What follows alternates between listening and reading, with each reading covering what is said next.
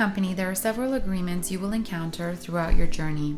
Today, we are going to talk about some of the preliminary and frequently used contracts in order to get you going. The first step startups often take is determining the type of company they would like to run. This means evaluating different business structures to see which fits best to their needs. There are three main business structures: sole proprietorships, partnerships, and corporations. Let's quickly review what each of these structures mean. A sole proprietorship is a company run by a single owner with no partners. A partnership is a relationship between two or more people carrying on a business. Corporations, however, are a little bit different. Incorporating your business is essentially registering it as its own legal entity, separate from the owners. Therefore, a sole proprietorship or a company with multiple owners can be incorporated.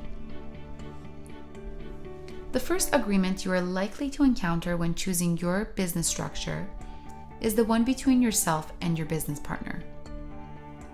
This does not apply to sole proprietorships, as in a sole proprietorship, you are a single business owner with no partners. If you have business partners and choose to go forward with a partnership structure, you will need an agreement to govern the relationship between yourself and your partners. This agreement is called a partnership agreement. If you and your partner or partners choose to incorporate the business and make it its own legal entity, the agreement that governs the relationship between you is called a shareholders agreement. The two agreements, partnership and shareholders agreements, essentially cover similar things. They will contain information on every aspect of the business relationship. They will define and govern the relationship by addressing the rights, ownership, responsibilities, and obligations of each partner.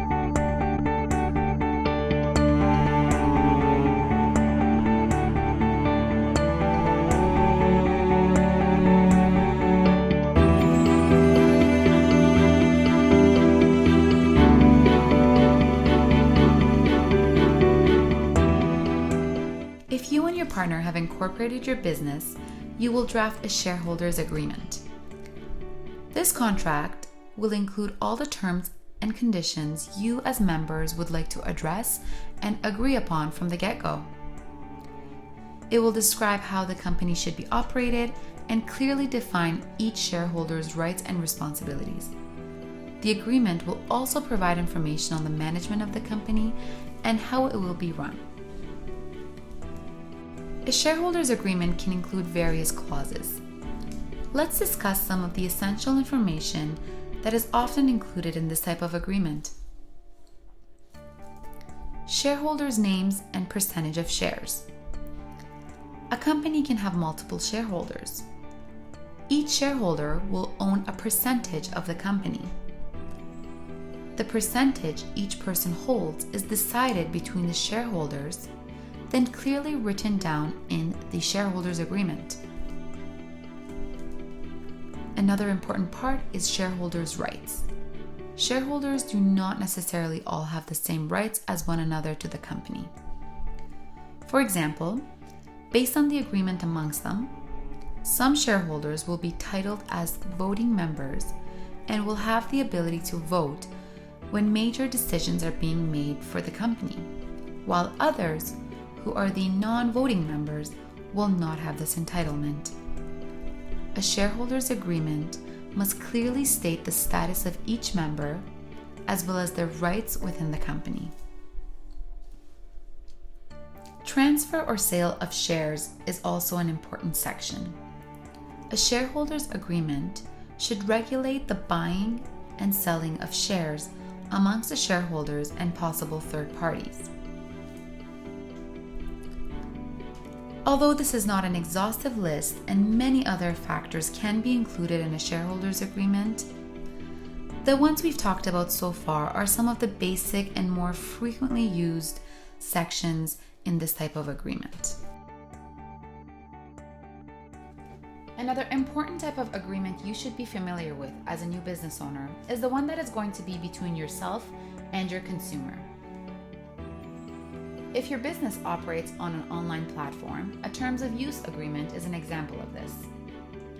Most of what is included in a terms of use agreement is required by law. It is an agreement between you as a service provider of the app or website and the consumer who would like to use the services.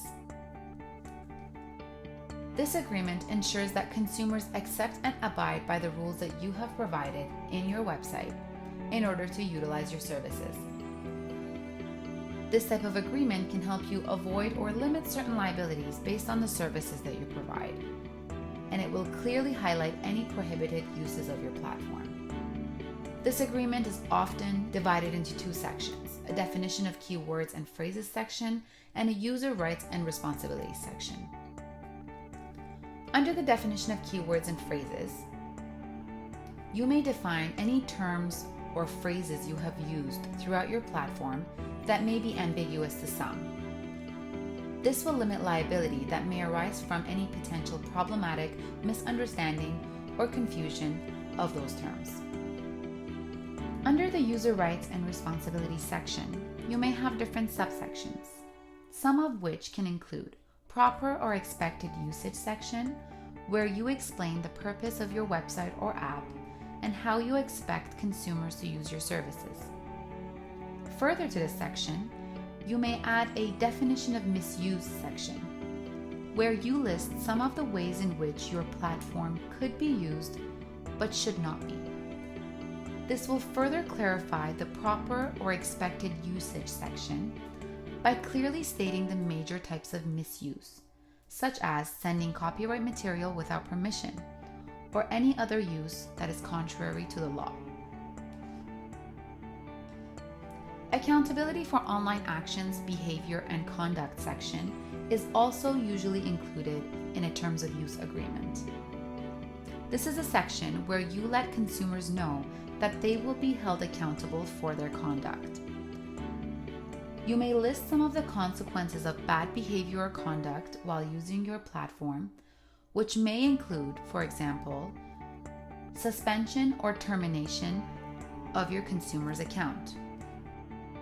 Another important part of a terms of use agreement that can be sublisted under the user rights and responsibilities is the privacy policy section.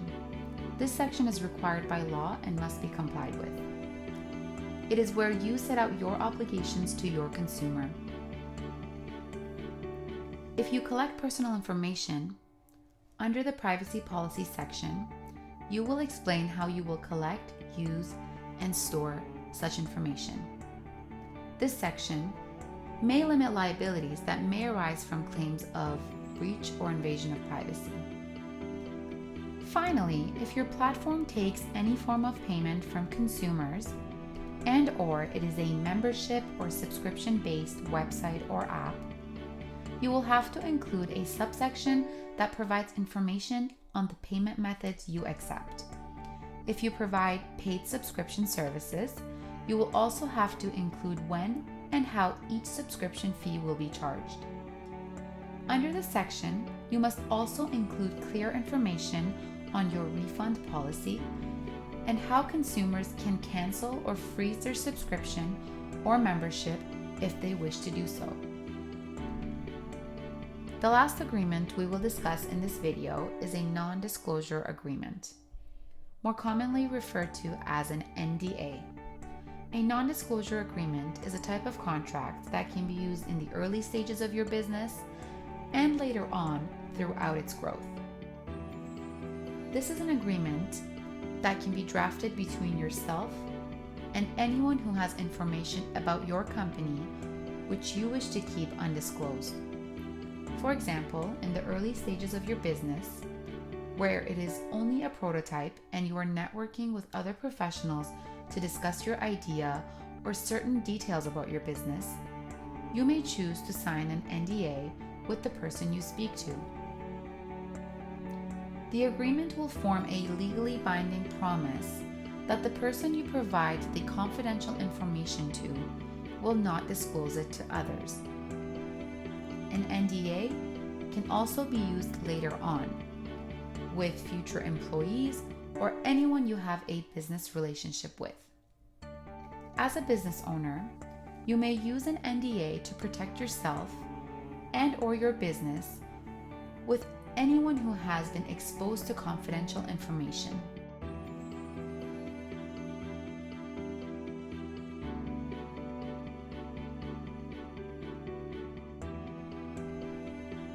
An NDA often includes the following information. Parties to the NDA is often the first section, where you clearly state the names of the parties to the contract. The second section is called Definition of Confidential Information, where you clearly explain what the confidential information is. This section ensures that there is no confusion of what is considered confidential and what is not. Anything that is common knowledge cannot be considered confidential. Therefore, it is important to explain what information you wish to protect.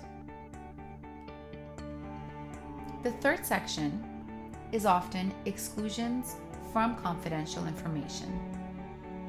This section explains what is excluded from what you consider confidential information, further clarifying what should be kept undisclosed. An NDA should also include a section called Obligations of the Receiving Party.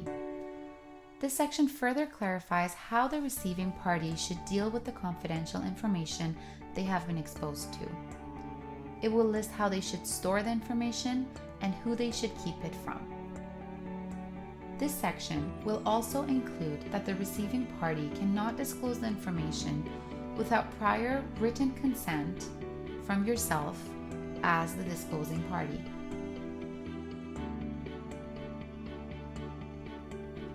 As we reach the end of this session, please remember that the agreements discussed today are only some of the preliminary and frequently used contracts that new business owners encounter.